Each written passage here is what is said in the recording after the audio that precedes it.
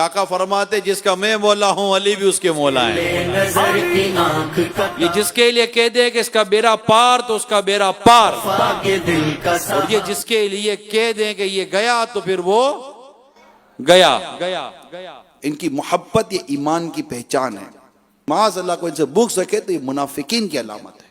सरकार सल्लल्लाहु तआला अलैहि वसल्लम से मोहब्बत करता है ना, वो लाज़मी अली से मोहब्बत करेगा रज़ियल्लाहु ताला।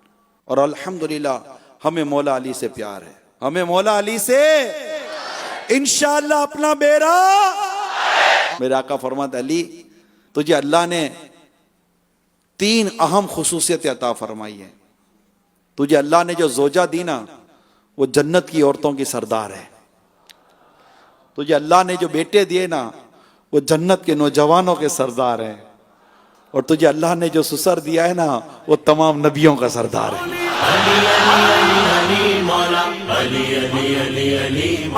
क्या शान इस घराने की, वो क्या छत थी जिसके नीचे मौला अली रहते थे, क्या घराना था जहां मेरे मुस्तफा जाया करते थे।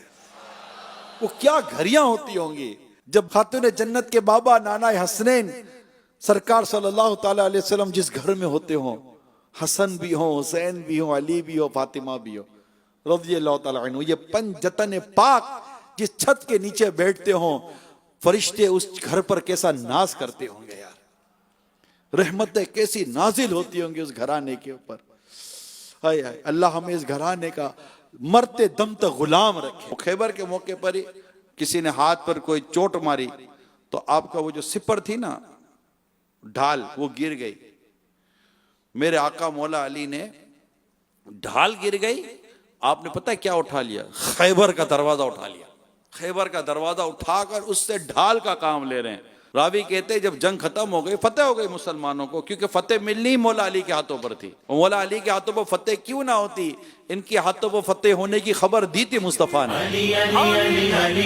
आंखों में लुआब शिफा मुस्तफा का हो, झंडा मुस्तफा करीम दे दें और कहे जाओ खैबर फतह कर कर आओ। अल्लाह और उसके रसूल की तरफ से बिशारत है कि खैबर जिसके हाथ पर फतह होगा ये वो शख्स होगा जो अल्लाह और उसके रसूल से मोहब्बत करता है और अल्लाह और उसके रसूल उससे मोहब्बत करते हैं।